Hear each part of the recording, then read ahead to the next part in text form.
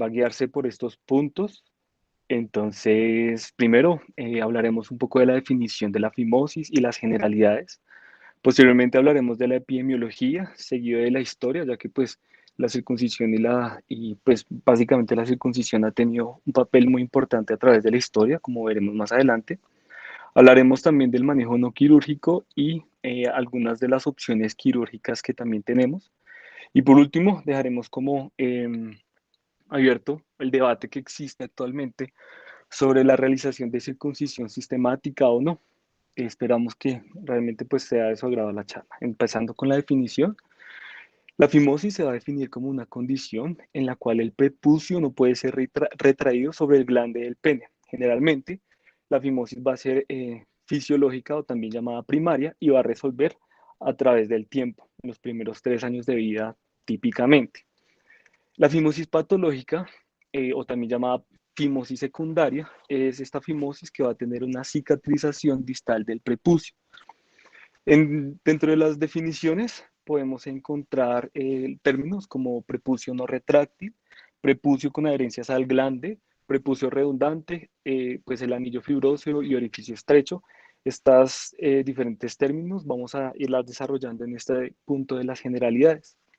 Con respecto a la parafimosis, va a ser esta condición donde el prepucio que ha sido retraído detrás del glande del pene no se puede avanzar nuevamente sobre el glande del pene y volver a su posición original.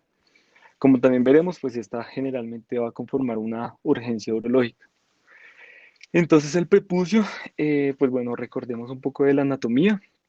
Aquí pues tenemos el prepucio que típicamente se va a extender 1 centímetro después del glande, normalmente. Aquí vamos a tener el glande, que sería pues la punta del pene. También tenemos el surco coronal y también la corona marginal. El cuerpo pues del pene y la uretra que va a estar en su parte ventral. El prepucio tiene, pues se describe que tiene la función de proveer protección al meato uretral y al glande. Se va a desarrollar como una capa epitelial que crece desde dentro en la base del glande desde la octava a novena semana de gestación. Va a completar su formación más o menos al cuarto o al cuarto punto 5 mes de gestación. Su epitelio va a ser un epitelio escamoso y que va a estar en contacto con el glande.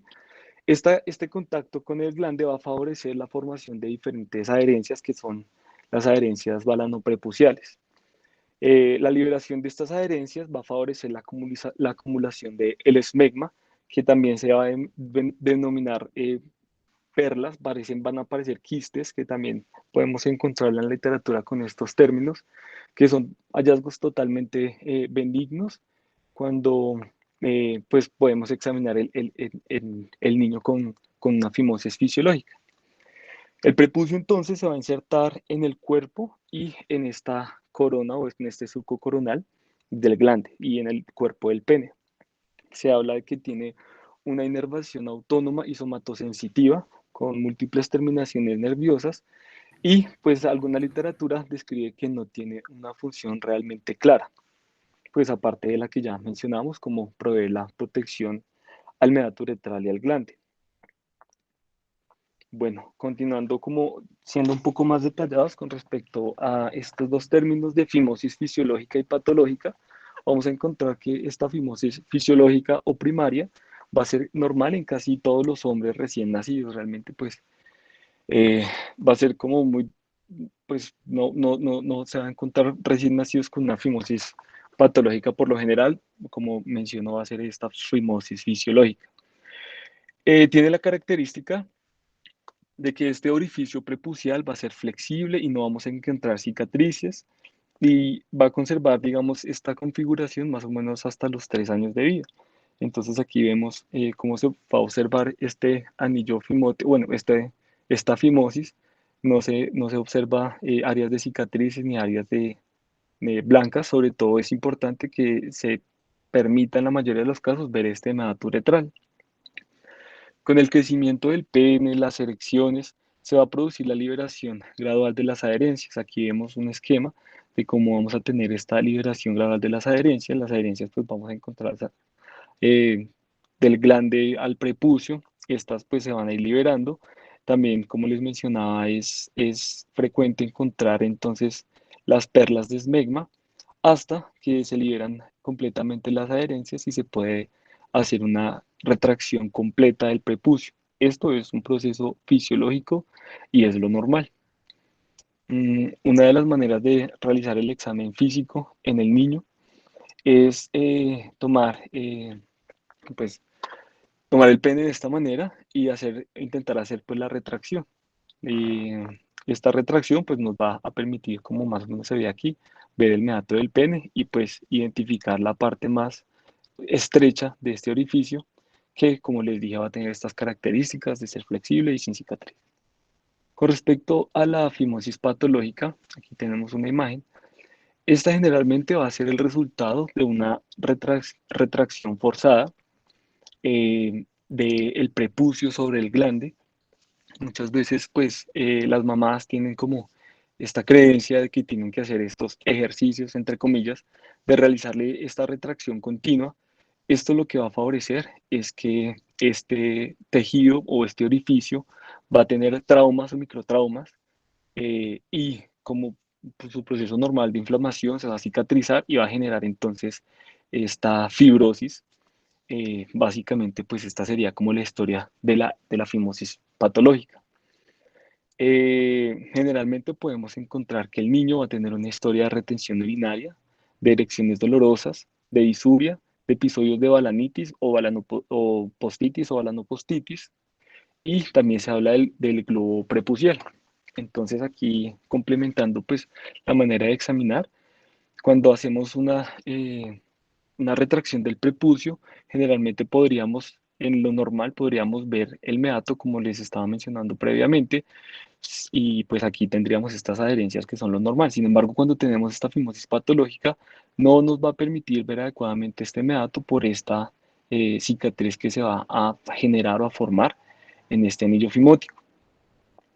Aquí tenemos, digamos, otra ilustración de lo que podría ser el globo prepucial, que es una de las cosas que podríamos preguntar a las mamás o al acudiente en el examen físico, si se forma este globo prepucial o cómo es el chorro. Podemos también preguntar acerca de las características del chorro y, por supuesto, como les acabé de mencionar, preguntar historias de infecciones de vías urinarias o episodios de balanitis, balanopostitis. Eh, Esto pues también hace parte como del proceso en el que se va a generar las balanopostitis. Entonces, la orina que pues no puede salir adecuadamente porque este orificio va a ser más pequeño por consecuencia de la fibrosis que se va a generar, se va a acumular. Entonces, entre el prepucio y el glande, esta orina pues genera una irritación en esta zona y aquí se va a desencadenar entonces el edema, la inflamación y estos episodios de balanopostitis. Bueno, otro de los términos muy importantes al estudiar esta enfermedad es la parafimosis y la balanitis erótica obliterans. La parafimosis, entonces, es como había mencionado, una condición en la que podríamos considerarla una emergencia urológica. El prepucio fimótico va a ser retraído detrás del glande y no va a poder ser llevado nuevamente a su posición original. Muchas veces hay procedimientos, incluso médicos, en los que, por ejemplo, la colocación de una sonda vesical en la que se tiene que hacer una retracción completa del prepucio y no se hace pues se devuelve el prepucio nuevamente a su posición original, va a generar estos episodios de parafimosis. Muchas veces también las mamás hacen los ejercicios, como de pronto habíamos mencionado previamente, realizan la retracción completa del prepucio sin lograr devolver el prepucio a su forma original. Entonces, ¿esto qué va a llevar? A un edema, gangrena y en casos más graves, amputación del glande. Se tiene que hacer entonces una reducción urgente, se habla de una reducción manual, también hay diferentes opciones como realizar o aplicación de hialuronidasa, que esto va a disminuir un poco el edema y va a facilitar poder hacer esta reducción. En caso pues, de no lograrlo, se recomienda entonces realizar pues, procedimientos quirúrgicos, que ya también veremos un poco más adelante.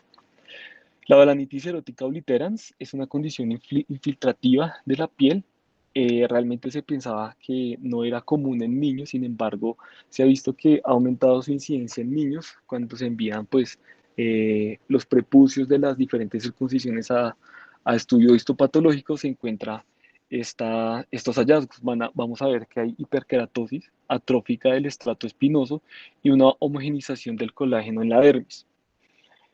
Se describe que puede afectar, como en esta fotografía, pues principalmente al prepucio, pero también puede afectar al glande y en algunos casos más graves describe que también puede afectar la uretra y la próstata.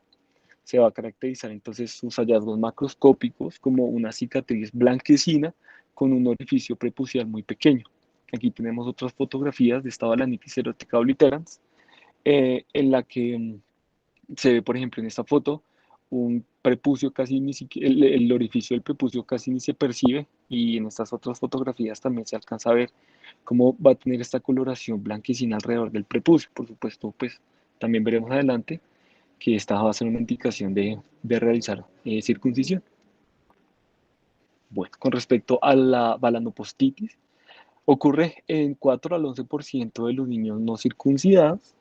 La balanitis, cuando hablamos de balanitis, hacemos referencia al glande o la inflamación del glande. Cuando hablamos de postitis, entonces hablamos de la inflamación del prepucio. Generalmente, pues va a ser asociada a infección. Sin embargo, también se habla de otras posibles etiologías como un trauma mecánico, áreas de irritación, no necesariamente pues infección. Generalmente la irritación, la infección, pues va a traer la infección. También se habla pues de procesos alérgicos. El tratamiento usualmente se hace con limpieza, baños de asiento, manejo antibiótico tipo cefalosporinas de primera generación, incluso penicilinas. Generalmente el germen que va a estar asociado va a ser el estreptococo betamolítico. Bueno, con respecto a la epidemiología, pues bueno, estos datos los saqué de las guías europeas de urología pediátrica. Vamos a encontrar que al año de vida el 50% de los niños en el 50% de los niños va a ser posible la retracción del prepucio. Digamos que completan su proceso fisiológico en la que se liberan estas adherencias y se va a poder hacer una retracción adecuada del prepucio sin ningún inconveniente. A los 3 años de vida, el 89% de los niños van a lograr hacer su retracción adecuada. La incidencia entonces de fimosis va a ser de solo el 8% entre niños más grandes, de 6 a 7 años. Y todavía en niños mucho más grandes se describe una pequeña incidencia de un 1% en niños entre 16 y 18 años. Bueno, pues esto es otro dato epidemiológico, que es que se estima que el 37 al 39% de los hombres en el mundo van a ser circuncidados. Aquí les traje pues este artículo que habla de la prevalencia de fimosis en hombres de todas las edades. Es una revisión sistemática de una revista urológica en la que pues toman 43 publicaciones en las que no van a discriminar entre sexo, raza o religión, ya que pues como veremos la religión pues es uno de los factores que de pronto influyen en la presencia o no de circuncisión. Buscaron en las diferentes bases de datos tipo PubMed, Google Scholar, Cochrane y tomaron diferentes pues, estudios controlados aleatorizados. Excluyeron términos como fimosis femenina, fimosis en animales, parafimosis o hipospadias o condiciones clínicas que de pronto se puedan asociar a fimosis, como también es el cáncer del pene. Entonces, estas 43 publicaciones pues fueron dando como sus diferentes incidencias de fimosis. eh, Generalmente pues se referían a fimosis fisiológicas. Aquí traje algunas de estas 43. Un estudio en 1949 en el que pues mostró, aquí está corresponde el porcentaje, que en los recién nacidos el 96% de los niños van a tener fimosis y por supuesto los niños más grandes solo el 6% entre 5 y 13 años. Esta otra realizada en 1982 en un estudio chino mostró que la incidencia en niños de 6 a 12 meses era del 96%, siendo como concordante, y mayores de 12 años o entre 11 y 12 años, el porcentaje de la prevalencia iba a ser del 4%. También pues unos estudios un poco más recientes, aquí pues los podemos ver, que como se puede observar las tablas de porcentaje y diferenciado en los años de edad. Va a ser como concordante con esta explicación que hablábamos de que a medida que va pasando el tiempo, el proceso fisiológico pues va a permitir esta liberación de estas adherencias y va a permitir posteriormente la adecuada exposición del glande sin áreas de fimosis. Eh, por ejemplo, pues este es uno de los últimos que mencionan acá, en el que incluyeron 10.421 niños en China, en el que menciona que los niños menores de 28 días, el 99.7 de estos niños van a tener esta fimosis fisiológica. Y entre 11 y 18 años, solo el 6 a 8 a 6, perdón, entre 11 y 18 años, solamente un 6.8% va a tener pues eh, fimosis fisiológica. Bueno, en esta parte pues vamos a hablar como de la historia y vamos a tener como una visión de lo importante que ha sido la circuncisión a lo largo de la historia. Eh, Actualmente incluso integra parte de las diferentes sociedades y culturas y religiones pues, a través de todo el mundo eh, por diferentes razones, creencias, ya sea social, cultural, etcétera. Entonces se va a remontar al año 4000 antes de Cristo, donde los cuerpos revisados muestran que hubo evidencia de circuncisión.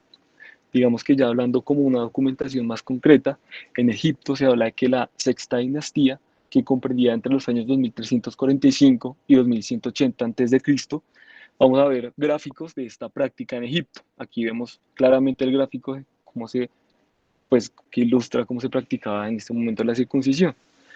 De pronto uno de los más famosos son las comunidades judías que han practicado tradicionalmente la circuncisión desde el octavo día de vida, desde el año 1800 antes de Cristo. Esto se remonta incluso a la Biblia. En la Biblia pues que se encuentran diferentes, en muchos lugares a través de la Biblia se encuentran diferentes como temas o circunstancias que aluden como a la circuncisión. Empezando pues el más importante en Génesis 17, en el que Dios hace el pacto con Abraham y como señal del pacto que él hace con Abraham, prometiéndole una gran, eh, pues que Abraham iba a tener muchos hijos, siendo Abraham de avanzada edad y pues digamos como con muy poca probabilidad, Dios le promete que le va a dar una gran descendencia y le dice que el pacto, como les estaba mencionando, va a ser pues esta circuncisión y es muy claro en el que dice que va a quitar la carne de vuestro prepucio y esta será la señal entre Dios y Abraham. Y de ahí pues esta tradición judía. En Génesis 34 pues yo quise traerles como esta historia muy particular en la que se habla de que la hija de Jacob, Jacob tuvo pues las 12 hijos y también tuvo una hija que se llamaba Dina. Dina fue, digamos que, bueno, Siquem era un príncipe de los hebeos, Siquem, sin casarse con Dina, tuvo relaciones con ella y después se quiso casar con ella. Siquem fue después al padre de Dina, fue donde Jacob, y le pidió la mano prometiéndole dotes, animales, ganado, tierra, etcétera. Jacob, dándose cuenta que ya Dina había sido deshonrada, le comentó a sus otros hijos y los otros hijos dijeron que ellos no querían realmente dotes ni cosas adicionales ni cosas, digamos, terrenales, sino que ellos tenían como por costumbre realizar la circuncisión. Entonces les dijo que si Siquem y todos los moradores del pueblo se hacían la circuncisión, podían entonces tener como esta relación de poder casarse pues, personas de los diferentes pueblos. Es así como Siquem como príncipe ordena a toda su población a que se circunciden y en el tercer día, lo escribe la Biblia realmente muy claro, que en el tercer día después de que todos se circuncidan, dos de los hermanos de Dina, en venganza, cogen una espada y comienzan a matar a todos los hombres y se llevan toda la dote y todo el ganado de este pueblo, en venganza. Pues es una historia que realmente pues llama mucho la atención y que realmente usa como este contexto de la circuncisión del que estamos hablando. Los musulmanes también son otra población que también tiende a realizar la circuncisión, no como los judíos en el octavo día, sino niños más grandes.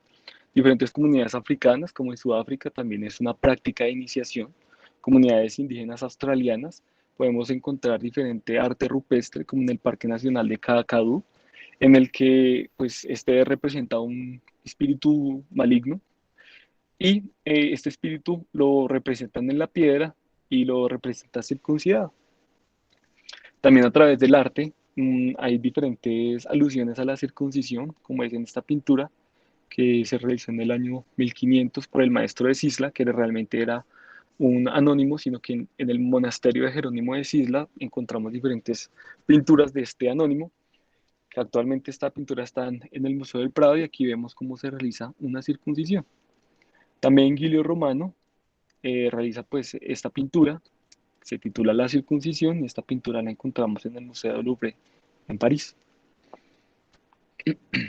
Bueno, ya entonces hablando un poco del tratamiento no quirúrgico, generalmente pues hablan de dos opciones, una que se llama pues que es la retracción manual y otra que es el manejo conservativo con corticoides. La retracción manual aquí la puse en rojo porque bueno, pues dentro de la literatura que revisé pues mencionaron que previamente se realizaba esta práctica, sin embargo esta práctica digamos que ya está totalmente erradicada por su alta posibilidad de generar parafimosis o una posterior cicatriz y una fimosis patológica del prepucio. Entonces, pues ya no se cuenta con este tipo de prácticas. Sin embargo, pues el manejo conservativo es una opción que, como veremos, va a ser como válida para, sobre todo, la fimosis fisiológica. Consiste en la aplicación de corticoide con una concentración de 0,05 a 0,1% 2 veces al día en un término de 4 a 8 semanas y se describe una tasa de éxito de más del 80% con una recurrencia de aproximadamente el 17%. Para esto les trae pues este artículo en el que pues tienen como objetivo indagar si los esteroides o la terapia con esteroides es realmente efectiva para tratar la fimosis. Realmente un metaanálisis de la revista International Urology and Nephrology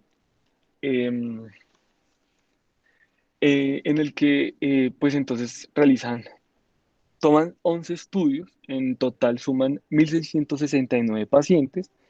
Eh, de estos 1.669, unos son llevados al experimento, entonces este grupo de experimentos serán a los que se le aplican corticoide y otros serán el grupo control, a los que se le aplica placebo o no se les aplica nada. Entonces, bueno, pues en total son 1.093 a los que se le aplica corticoide y 576 a los que se les aplica placebo. Aquí tenemos los 11 estudios con sus diferentes años de publicación de diferentes orígenes, como es Corea, Brasil, Italia, Canadá y China. Entonces,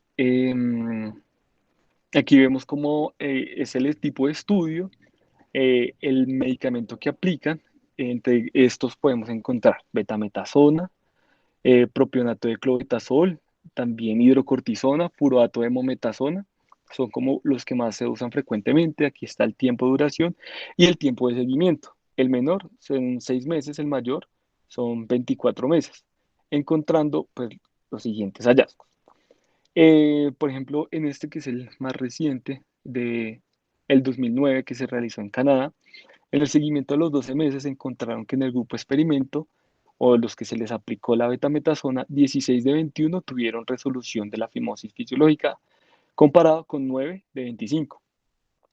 Otro ejemplo también pues, es este, eh, realizado en Italia, en el que se les aplicó betametasona.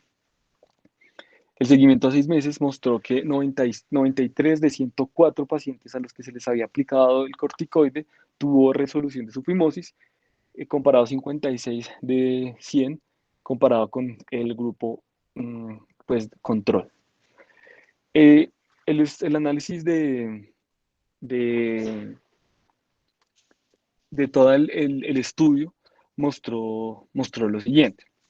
Entonces aquí está el progress plot en el que se evidencia entonces que casi todos tuvieron un efecto, o pues el OR de la aplicación de corticoides tuvo como efecto pues la resolución de la fimosis en la mayoría pues de estos estudios.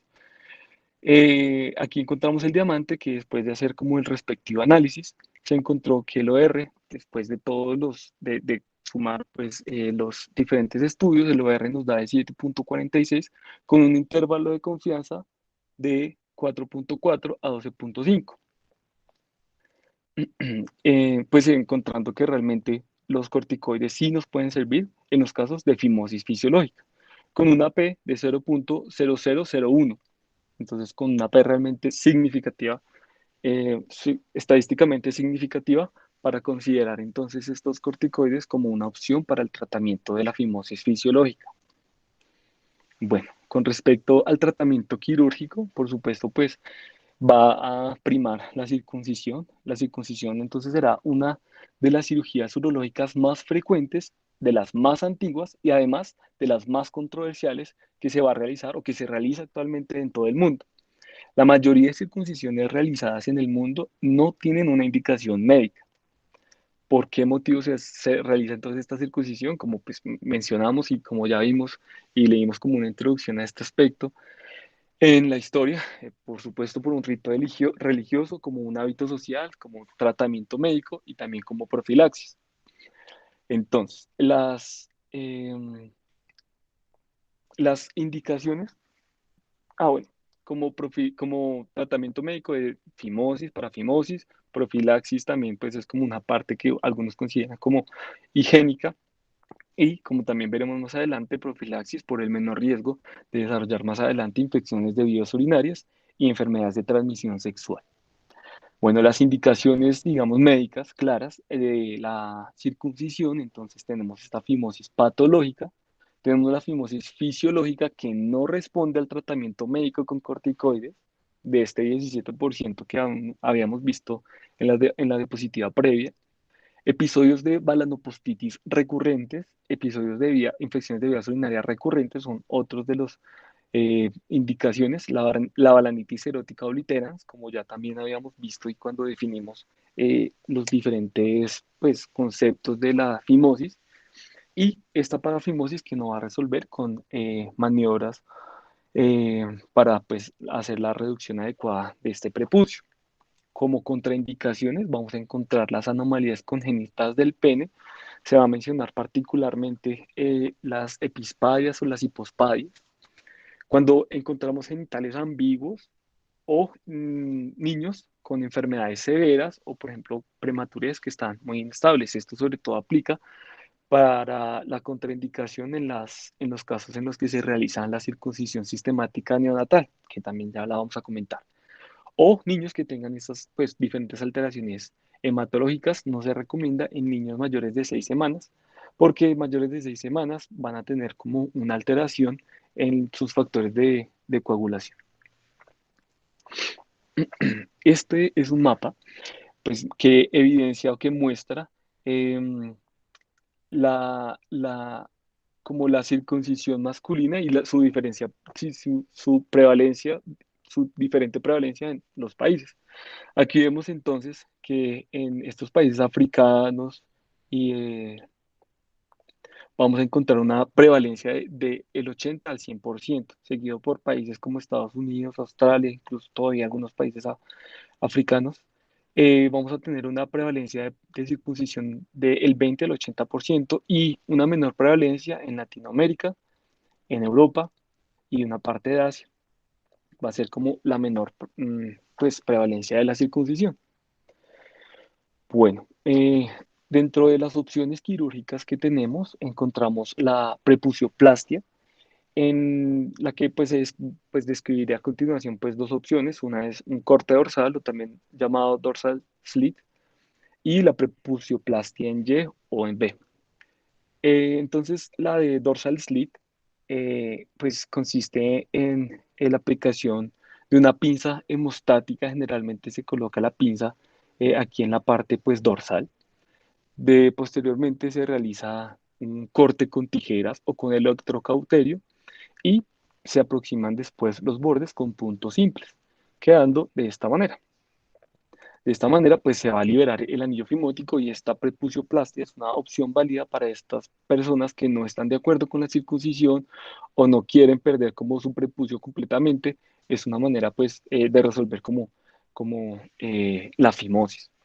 También se describe esta prepucioplastia como corrección quirúrgica en las parafimosis, también realizando pues un pequeño corte en la parte dorsal de este anillo fimótico. También pues como les mencioné la prepucioplastia en Y o en B está pues como se ve aquí en la imagen, consiste en realizar un corte en B o en Y y después realizar una aproximación. Esta esta aproximación o pues esta prepucioplastia va a favorecer la liberación de este anillo fimótico y va también pues a resolver entonces la fimosis. Bueno, ya hablando como circuncisión como tal, les traje aquí eh, alguna de las técnicas más conocidas. Ustedes están viendo en este momento la presentación, disculpen. ¿Sí, cierto? Sí. Me voy a continuar. Sí, Listo, listo, gracias. Entonces, una de las técnicas que pues, realmente más se usa es la técnica de sleeve. En esta técnica se va a dilatar, pues se va a empezar con una dilatación del anillo fimótico, eh, con la separación entonces de estas adherencias que vamos a encontrar. Se dilata el anillo fimótico, se separan las adherencias, generalmente se comienza la dilatación desde la parte dorsal, evitando realizar pues esta maniobra en la parte ventral, ya que aquí vamos a encontrar el frenillo. Eh, Se va a hacer entonces una incisión circunferencial después de que se dilata el anillo fimótico. Aquí vemos también cómo se siguen liberando como estas adherencias. Generalmente en este proceso vamos a encontrar estos quistes de esmegma, entonces pues aquí es importante realizar una nueva limpieza. Y posteriormente, pues vamos a ser capaces de hacer una retracción adecuada de todo el prepucio. Y es aquí cuando vamos a hacer una incisión circunferencial después de verificar, por supuesto, el meato. Es importante este paso de verificar el meato y este punto o este paso se va a aclarar en las diferentes técnicas de circuncisión, ya que si tenemos un meato con alteraciones tipo hipospadias o epispadias, pues tenemos que parar aquí porque para la reconstrucción del meato urinario y pues de la uretra vamos a necesitar pues de esto que vamos a cortar. Entonces aquí es importante hacer un alto y verificar en este punto. Entonces vamos como mencionaba, hacer esta incisión circunferencial. Aquí quedamos después de la incisión circunferencial y posteriormente esta parte de aquí la vamos a subir o a elevar, entonces vamos a elevar el prepucio y aquí vamos a delimitar el nuevo lugar de donde vamos a pues poner la incisión. Una vez delimitado, pues vamos a hacer el corte en esta segunda incisión, realizando pues corte primero de la piel y después se recomienda usar electrocauterio para cortar pues la mucosa del tejido cutáneo y eh, posteriormente vamos a empezar a poner puntos de aproximación entre este reborde que habíamos dejado en la incisión inicial y esta segunda incisión. Aquí pues recomiendan hacer un- unos puntos en el dorso, un punto ventral y pues eh, consecuentemente pues rellenar de puntos o pues completar los puntos más bien a través de toda la circunferencia del pene. Se recomienda una sutura absorbible de un calibre 5.0 a 6.0. Puede ser Bicril, puede ser CAT también. Hasta pues que obtenemos, este pues sería como el resultado final de esta técnica. Aquí pues entonces vamos a mencionar algunas de las técnicas que se utilizan sobre todo para la circuncisión neonatal. Una de las técnicas pues conocidas es la técnica de Mogen. Esta, bueno, pues tiene estos pasos. Primero, por supuesto, se hace una adecuada inspección del pene, como habíamos mencionado, para descartar cuadros de epispadias o hipospadias. En este contexto, generalmente, pues se va a hacer una anestesia del pene, va a ser local. El bloqueo puede ser bloqueo del anillo subcutáneo o un bloqueo del nervio dorsal del pene, por supuesto, previa a una asepsia y antisepsia adecuada. Entonces vamos a pinzar el prepucio más o menos a las 2 y a las 10 en las manecillas del reloj. Después de pinzar aquí el prepucio, se avanza una nueva pinza hasta este surco balano prepucial, o perdón, surco coronal, y se va a empezar con esta pinza a tratar de liberar estas adherencias del glande. Nuevamente, pues la recomendación que también habíamos dado previamente, no realizar este procedimiento en la parte ventral, que en las manecillas del reloj correspondería a las 5 a las 7, ya que aquí encontramos el frenillo y pues las arterias que van a irrigar esta parte. Entonces, como siguiente paso, vamos a poner la pinza de esta forma dejando un espacio más o menos de 5 milímetros, sin no dañar, por supuesto, el glande, un espacio del surco coronal de 5 milímetros y lo que vamos a hacer posteriormente es liberar las pinzas laterales y el resto del prepucio se va a aproximar a la pinza que dejamos, la pinza dorsal. Se va a rechazar entonces el glande hacia proximal y aquí es cuando vamos a hacer la colocación de la pinza o la graspa de Mogen. Por supuesto, cuidando de no pinzar el glande.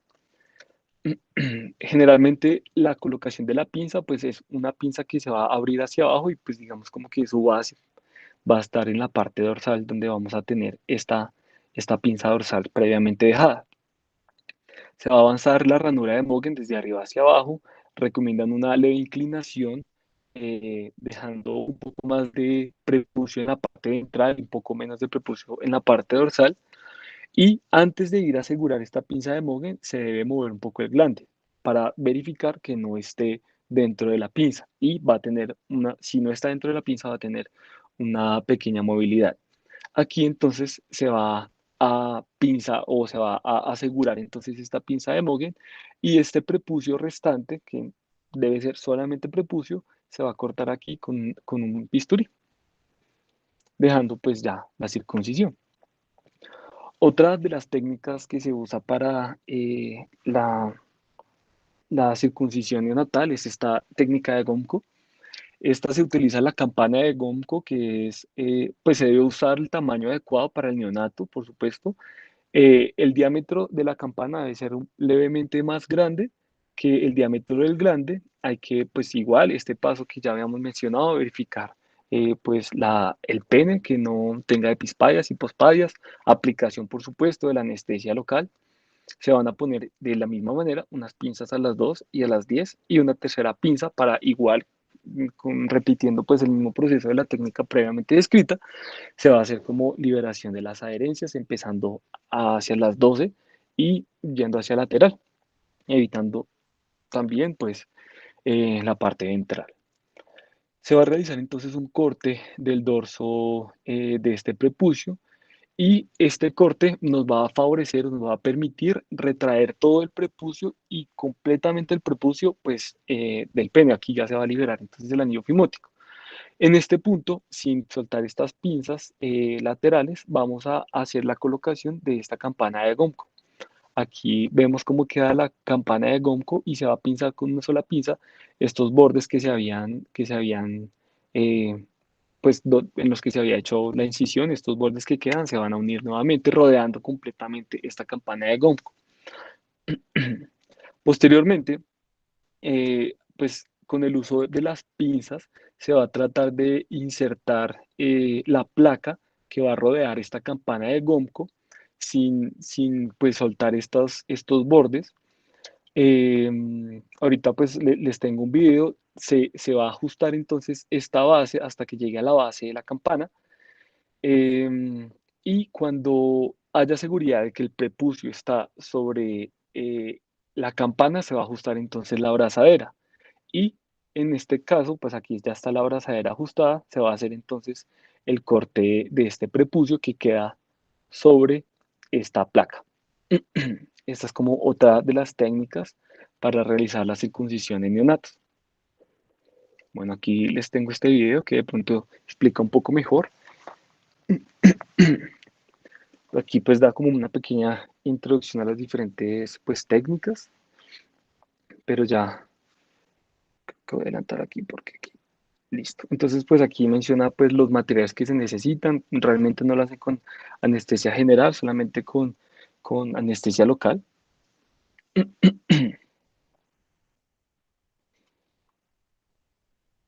Voy a adelantar aquí, bueno, estos son los diferentes métodos. Bueno, entonces aquí ellos hacen por supuesto la adecuada técnica aséptica, antiséptica, como se ve pues aquí, la anestesia pues es anestesia local, aquí pues están haciendo el bloqueo del nervio. Y pues en la parte ventral recomiendan siempre hacer un bloqueo perpendicular para evitar inyectar la uretra. así como se ve en esta imagen o en este video. Bueno, entonces aquí comienzan con la liberación de las adherencias. Como vimos acá, se ponen dos pinzas, una a las 2 y otra a las 10. Posteriormente, empezando en la parte más dorsal, a las 12, se empieza a hacer esta liberación de las diferentes adherencias.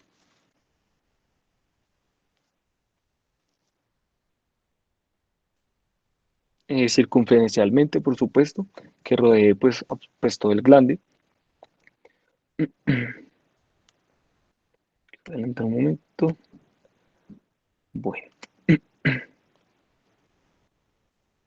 entonces aquí vemos cómo dejan entonces la pinza de dorsal, ponen la siguiente pinza, verifican entonces que no esté el glande dentro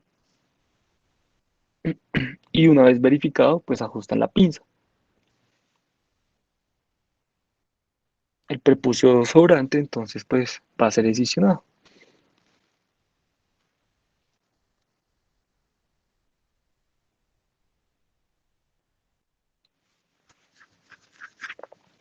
Y de esta manera pues entonces se va a completar la circuncisión.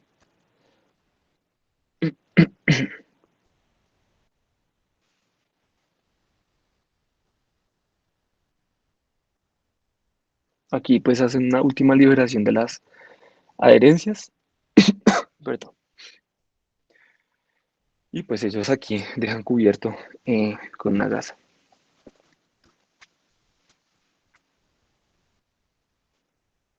Bueno, ahora pues la técnica de Gomco, que de pronto pues es un poco más difícil de explicar, aquí de pronto nos queda un poco más claro después de ver este video. Aquí nuevamente pues se pone una pinza en la parte dorsal después de haber pinzado eh, a las 12 y a las 10, se pone esta pinza en la parte dorsal, un poco lejos del surco coronal. Después de colocar la pinza, se hace un corte en esta parte dorsal, en este caso pues utilizan tijera de tejido, terminan de liberar todas las adherencias. Se describe que en este punto ya se debe poder liberar o pues hacer una adecuada retracción completa del glande. Si no podemos hacer la liberación completa del glande, entonces no nos quedó bien. Entonces tendríamos que cortar un poco más, avanzar un poco más. Aquí se pone entonces la campana de Gomco, vemos cómo se pinza en estos bordes que habían sido cortados, rodeando completamente la campana de Gomco. Se pone entonces esta placa que con cuidado tratan de no soltar los bordes y de ajustar entonces la placa a la campana que ya se puso previamente. Se verifica que el glande circunferencialmente esté sobre la campana. Después de hacer esta verificación, se va a ajustar a la abrazadera de esta campana de Gomco.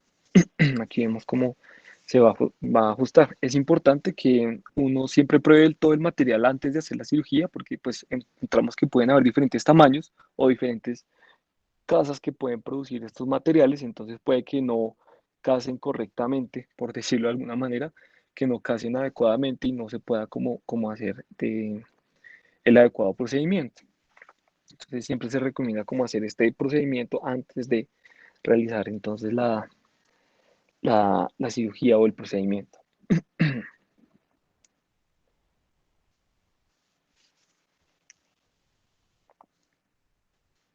Una vez ajustado entonces esta abrazadera, se realiza el corte circunferencial que queda alrededor de esta campana de Gonco.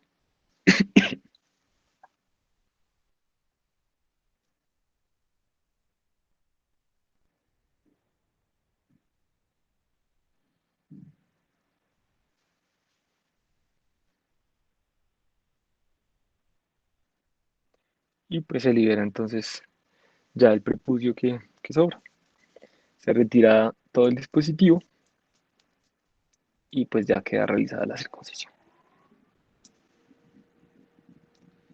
Listo. Y bueno, pues de pronto ya estoy siendo como la parte final, pues les traje como los diferentes puntos que debaten acerca de la realización sistemática de los neonatos. Aquí pues encontré este artículo en el que hace una evaluación crítica de los argumentos que se oponen a la circuncisión masculina.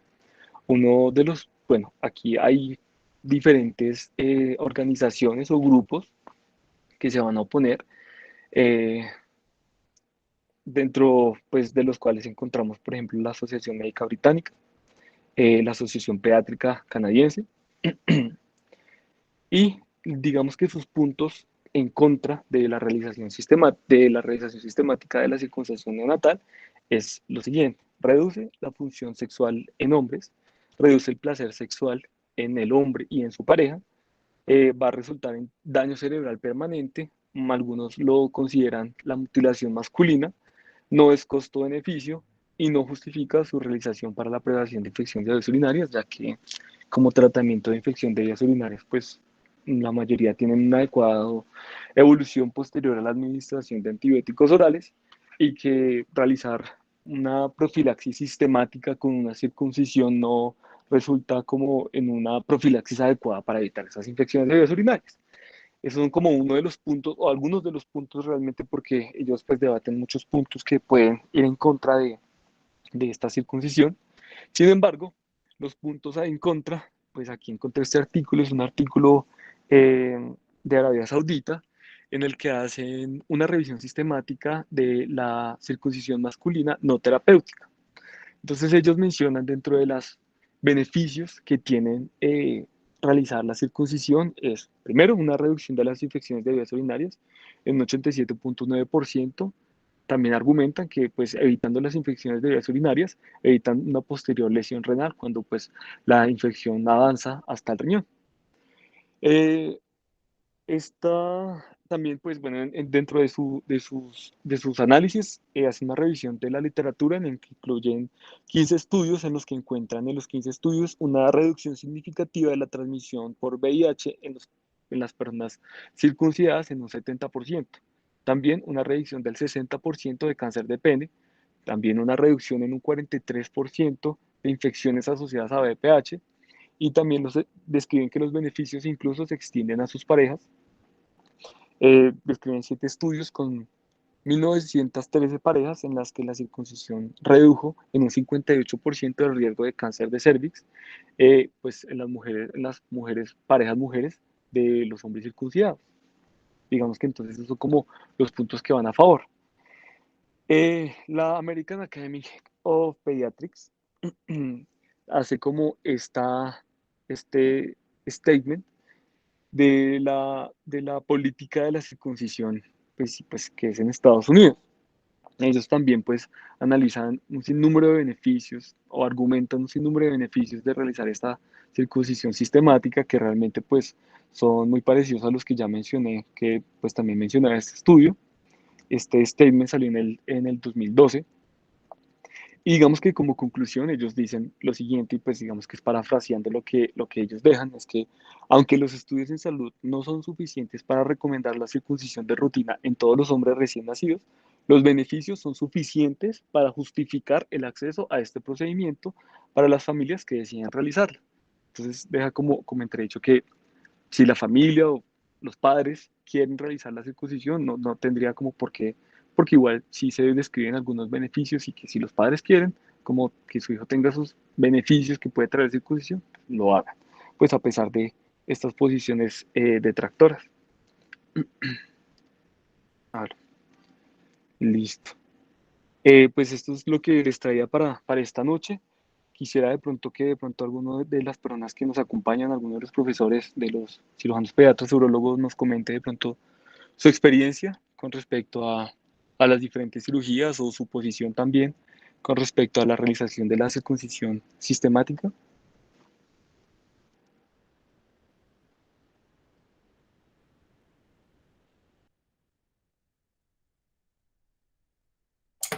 Bueno, buenas noches. Felicitar a Esteban, la charla pues estuvo bastante completa.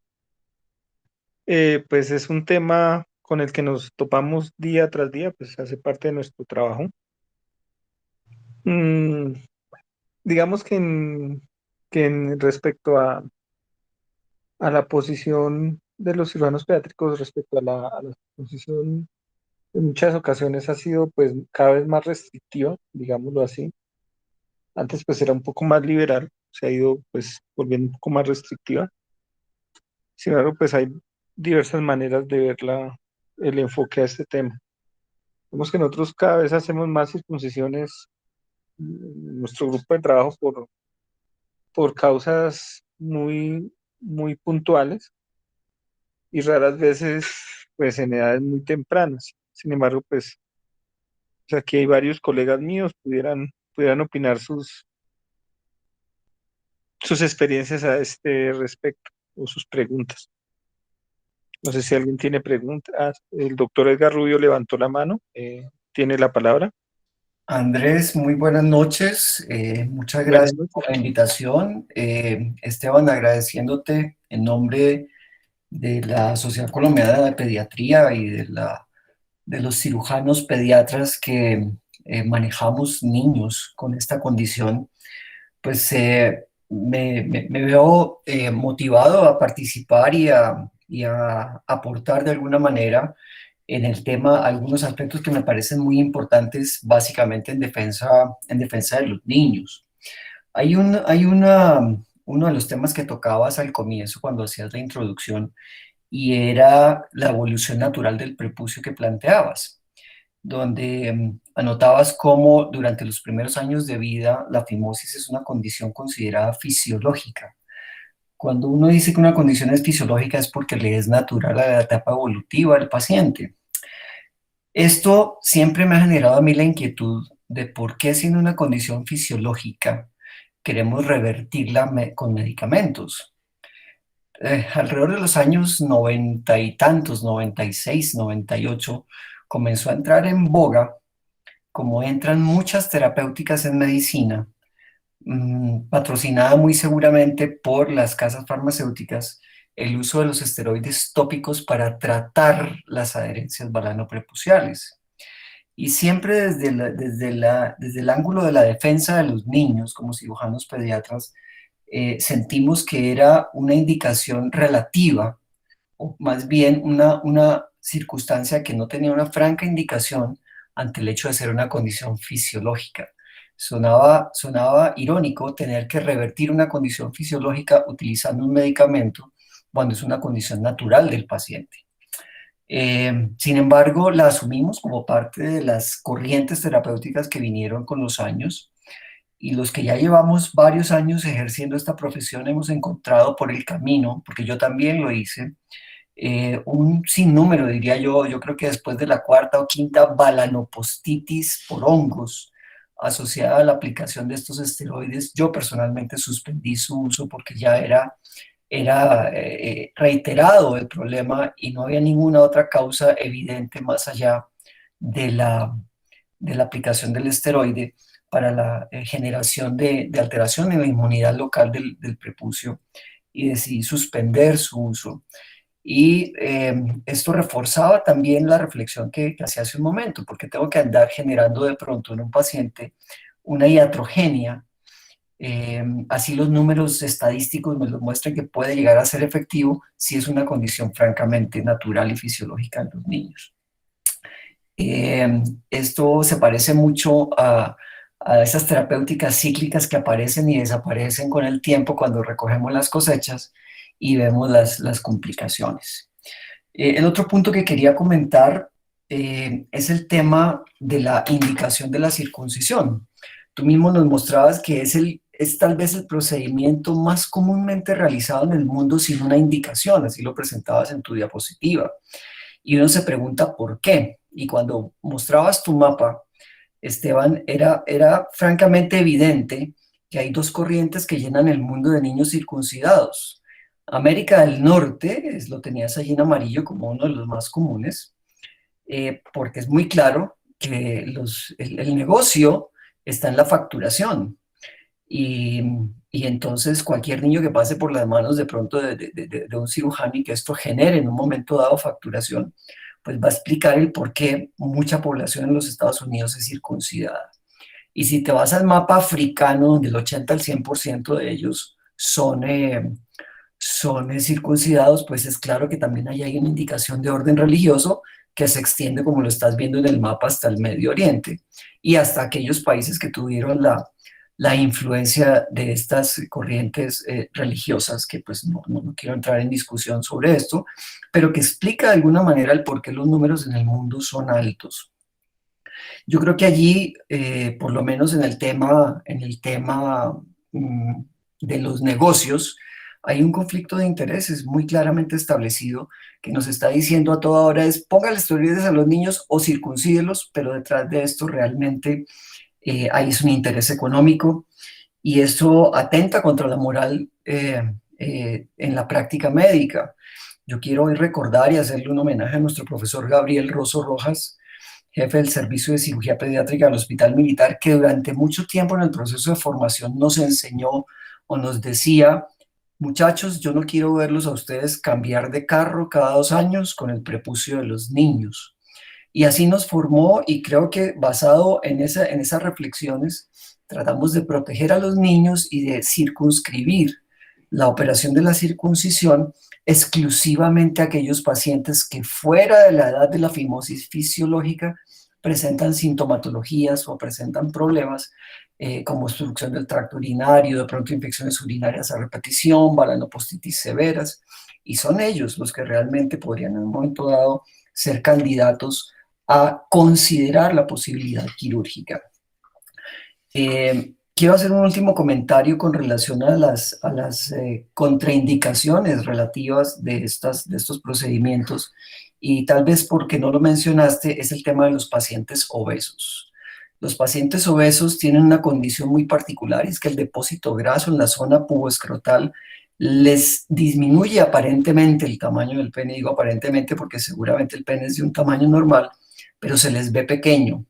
Y algunos pasan por los consultorios de pediatras, de cirujanos y de urólogos buscando solución a este tema, y no falta la persona que en un momento dado le indica una circuncisión a este niño, eliminando el pequeño prepucio que se les veía, generando prácticamente una amputación física y emocional del remanente del prepucio que tenía. Básicamente esos eran los comentarios que quería hacerles y aportar pues dentro de esta conferencia. Muchas gracias, Esteban, por tu presentación y muy amables por la invitación. Muchas Muchísimas gracias, gracias. doctor Rubio, por su intervención. Es una intervención llena de una experiencia amplia en el manejo de pacientes pediátricos en el departamento de Boyacá y también pues de diversas condiciones urológicas y quirúrgicas en el trasegar de la cirugía pediátrica. Hay una condición pues que de cierta forma le resulta a uno desafiante y es lo que pudiéramos llamar un pene incluido y una circuncisión. Tal vez uno de los problemas más grandes que puede ocasionarse un cirujano pediátrico es realizar una circuncisión en un paciente con pene incluido, porque pues esto pudiera ser desde el punto de vista estético una catástrofe, tal como de cierta forma lo expresó el doctor Rubio con respecto a los pacientes obesos y la circuncisión. Entonces, pues digamos que son aspectos técnicos de esta cirugía que muchas veces no son tan claramente definidos, pero que pueden cambiar desde lo estético, que es bastante importante para las mamás, la imagen de un paciente posterior a una circuncisión. No sé si alguien más de los aquí presentes quisiera hacer alguna intervención o algún aporte a a la charla o alguna pregunta.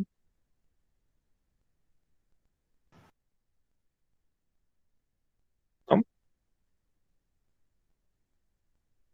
El doctor Ricardo Álvarez, que se acaba de unir, ¿quisiera hacer alguna intervención acerca de la circuncisión?